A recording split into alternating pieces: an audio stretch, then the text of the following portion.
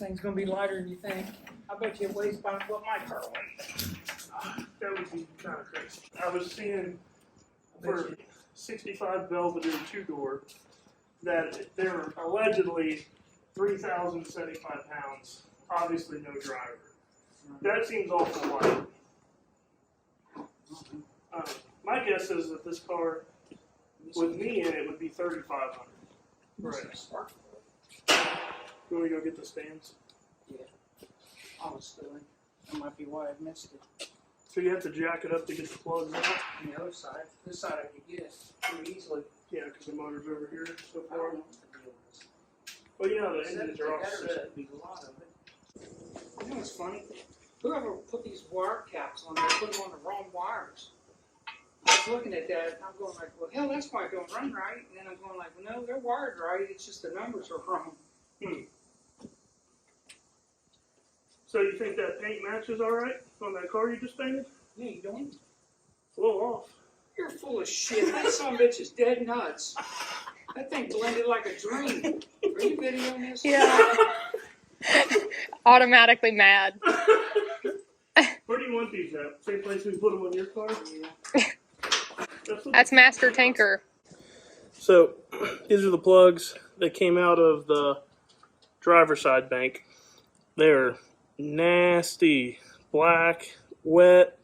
So this thing is either got some sort of issues or running super rich, super heavy on fuel, which is probably why it has that that stumble in it that we've been trying to get out of it. So hopefully a new set of plugs will definitely be in the right direction. If you can kind of see here, there you go. Maybe. Don't touch it. Stop moving. The electrode there, it's hard to tell. Anyways, there's a big difference between the gap in this, and it's not because it's gapped like that. It's because it's actually starting to eat away at it. So who knows when the last time these plugs have been changed. They definitely need to be changed. So not only are we taking the plugs out just to change the plugs, we're also going to do a compression test. So that way we can kind of figure out maybe around what the compression ratio is on this thing, so we can figure out if we can run 93 in it or if we need to mix it. My guess is this thing needs to be mixed. The guy that had it before us was running straight 93 in it, and if you don't know anything about an engine, I don't know how you can just throw 93 in it because you don't know anything about it. So I would rather err to the side of caution and run race gas in it so we don't have a detonation problem. But we're going to see if this old snap-on compression tester will work for us and see if we can get some numbers out of it. What's wrong with your shoes? Made in China. China? China. Very valuable. I love China. You gonna get some new Balances? That way you can tune the carburetor up on this rig? These are Skechers. Oh, you gotta have New Balances to do optimal carburetor tuning. What's that mean? Don't you know the joke? Everybody that has a carburetor wears New Balances? I missed that. I missed that. I need to know. You see which one of these? You got stands under? Yeah, they're under it. There's on the bottom. Two from over here. I don't know if the angled ones are really helping us or hurting us. You know what I mean? Let me get it from There's your light. You can get to it from underneath? I don't know if you get out of the way, maybe. So these are the plugs from the passenger side bank. He's still working on getting the fourth one out, but the good news is that they all look the same. They're all consistently wet. They're all consistently ugly. So that means that we most likely probably don't have like an issue with a certain cylinder or anything. This thing's probably just one. It could just need plugs. It's possible, you know, it could be from gas that it was been run on, but probably most likely it's probably a little over jetted on the carburetor side. So, or there's a, you know, an issue with the carburetor that's you know, fueling too much. But good thing is everything looks consistent. Oh, when you turn it all the way to When it's up in the air, when oh, it's turned, turn it a little bit to the right. See what it does. I'm just looking at it. Okay, it clears. All right. well, hopefully we're never all the way up in the air with the wheels turned all That's the way what I to the said. left. Right. Turn. That's turn a it. problem. Where's that screwdriver? There's a nice that one's full of primer. I got it. Okay, hold on, let me hold it. All right, so we're looking for the third pump here. Okay, whoa! I said third pump. No, it's leaking too bad. It's probably old. Yeah, I know. Do it again. You got it tight in the plug? Yeah. Yeah, it's leaking. Well, here's the thing. It's going up to about 120 while you're pumping. It won't hold it. So why don't you watch it and I'll cross it. What on the third pump? That sounds about right. It gets to 120. That sounds right, kid. It's leaking. How do I cross this? Just between these two? Where? Let me see. Here and here? Hold on, man. I can't see. Here and here? Yeah. Okay. Watch the gauge.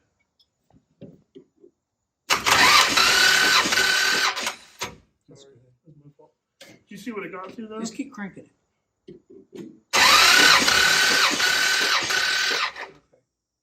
What did it get to on the third one? It's almost 125. It's between 120 and 125. So what was your Oh, that's like 11 to 11 to 1 and it pumped what, 125? 1. Mm-hmm. So this is definitely not a pump gas motor. Well, it could be with the steel heads. No, remember D&D told us that the steel heads will detonate sooner than aluminum. Because remember on Ken's motor, they built it with aluminum heads, and they were able to get 11 to 1 out of it on pump gas. As where the Duster was like 10-8, and they said it was pushing it for pump gas with the steel heads. This one might be about that too. I think we'd probably be all right to mix it. Yeah, you're fine. Mix some 93 and 110. Well, at least we know what it pumps. Put it on, pump it again. Well,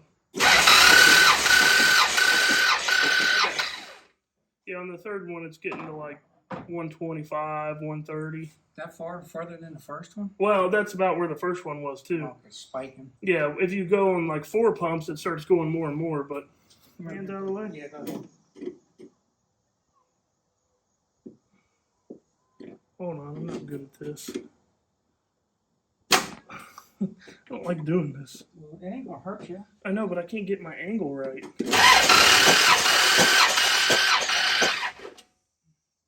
Let me do that again.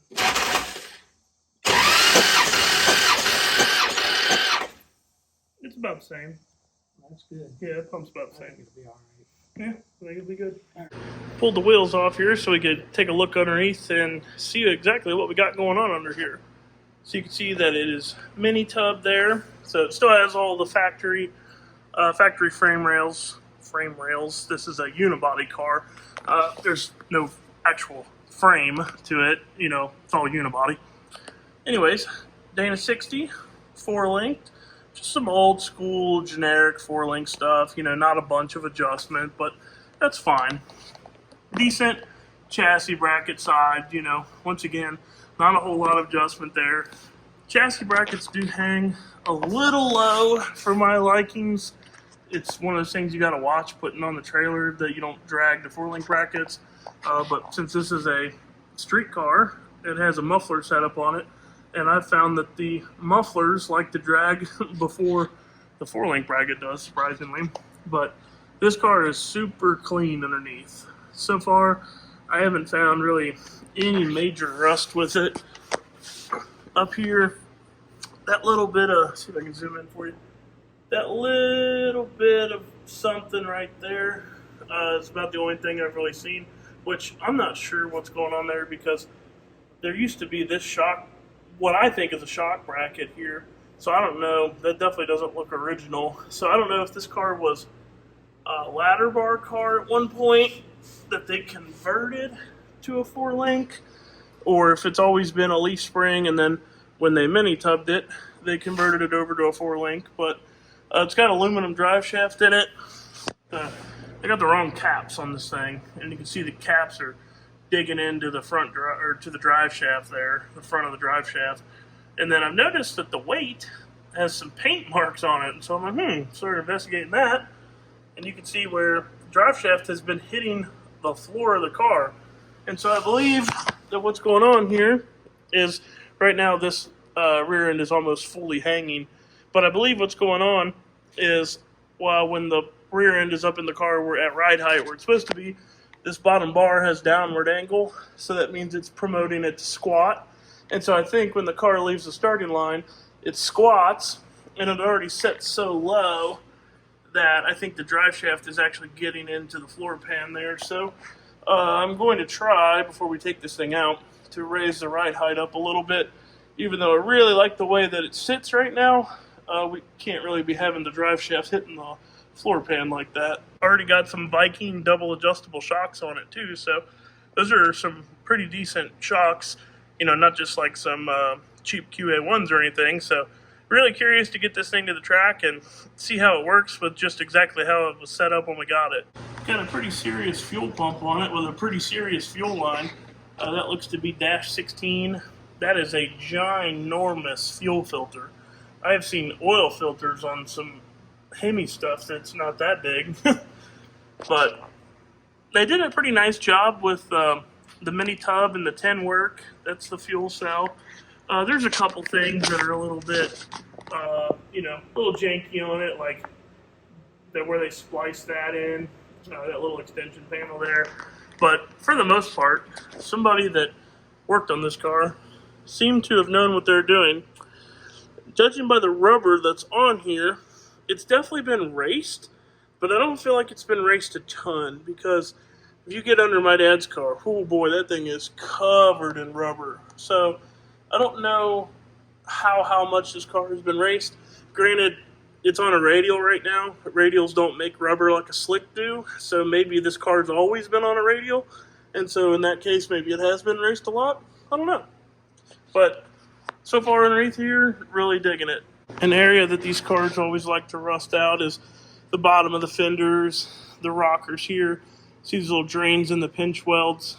Over time, they'll get plugged up with crap, and they'll start making the car rust out there. So this thing's super clean. There's no rust starting at this pinch weld here, which is pretty surprising, because a lot of times that'll start rusting. So definitely clean car. Allegedly from Louisiana. Kind of surprised, because usually when you get down by the ocean, you kind of run into issues with that, but seems to be super clean on this thing. Still got the torsion bar front end. It's got headers that the collectors actually just weld to the exhaust and out to the mufflers, and the mufflers aren't doing too much on this rig other than robbing horsepower, because it's still pretty loud. 727 up in there. Pretty sure they're running high guard in it, or some sort of tractor oil, because the fluid on it is clear. So I'm not a fan of that, but hey, we'll rock it and see how it goes. B&M deep pan. I know it does have a reverse manual valve body in it, but that's about the extent of what I know with the transmission. The front end on this thing is really nice. Like, somebody has had to have gone through and, you know, I'll call it restored the front end. Like, they painted all these adjusters gold and such, and I'll flip around up front there and show you guys. But the front end's definitely been redone on it. And then this is a Charlie's oil pan, which apparently back in the day that was, you know, a big deal. So it's got some neat race car stuff about it, no doubt. Like, just look how all the bolts have been painted on it. Everything has been, you know, painted, or it just, everything's been touched under the front end of this thing. It's got double adjustable front shocks on it. Looks like we have about almost 4 inches of travel, which that's pretty decent, especially for a Mopar. You can see how clean the inner fender wells are on this thing. Like, it's a solid old car, man. Especially being 60 years old. Hard to find them this clean. So we got the car on the scales. So before we look at it, let's play the guessing game. What is your guess without the driver?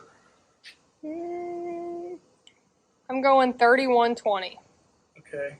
I was going 3,200. I was going to 3125. 3125. All right. So what'd you say? 3120. He said 3125, and I said 3,200. I feel like this is like the Price is Right or something. And so it has fuel in it enough to make a pass, but that's about it. So take that into consideration. Oh, I win. 3220. Man, would you win? Well, I want to dye it because that means it's going to be over 3,500 with me in it. So let's see what the weight bias is. So right now it's 54 on the front, 45 on the rear, but that's without the driver. That's pretty good. So I'm going to go sit in it and then let's see what the numbers are with me in it. Let me get in it first. No. All right, what's it say? 35.18. Ooh. Oh, hold on, you gained some weight. 35.20. Yeah, it'll kind of fluctuate back and forth. What's the weight bias? The number in the center. Here, I'll just bring it to you. I don't know what the hell I'm looking at. All right, so it's 54.3 on the nose, 45.6 on the rear. So, Brad, we're not going to have a wheelie issue. 35.18. So, realistically, we need to try to find a way to lose like at least 200 pounds, preferably like 300 pounds. But So just subtract the driver. yeah, pretty much that's what we needed to be race weight. So, we might have to do a little bit of work, but that's not terrible. It's still lighter than a diesel four-wheel drive truck. Sorry. I think that rag joint's bad. 34. Hold on, let it settle. Like 34.25 with you in it. It's almost perfect left and right in the front, and in the rear. Yeah, it's not. I bet it'd go dead straight with you in it. I'm gonna go left with you, man, because we ain't got to. Yeah, I gotta look at the numbers. This thing sets pretty nice. I thought it set pretty good too. Yeah. It's almost like With- somebody's scale. With you in it, the numbers are perfect. There you go. I'm the driver. Look at that rag joint. Well, you don't have a light. I keep it on. I think that's why it's got play in it. Oh yeah, that rag joint is bad. Ooh, that's scary. Like bad. Really bad. Yeah. The problem is, it's like I don't want to put a lot of money in it because I'm going to put a race column in it probably. You gotta learn how to drive it. That's why it wanders a little bit. I like the fact it's got all the chrome. Yeah. I'm hoping that's a steel steering box. I can put Wish the they kept the headliner in it. aluminum one off my truck in it. Do what now? I'm hoping it's a steel steering box so I can put the aluminum one from my truck in it. This is the problem. Yeah, it's that rag joint. I think you can fix it pretty easily. I'm sure it's rag joint. Down there. Turn that wheel. Yeah, see. Turn it just a little bit back and forth. See how much, like just take the slop out of it each way. See how bad that is? Hold on, move it up again. That's like my truck. So, we need to fix that.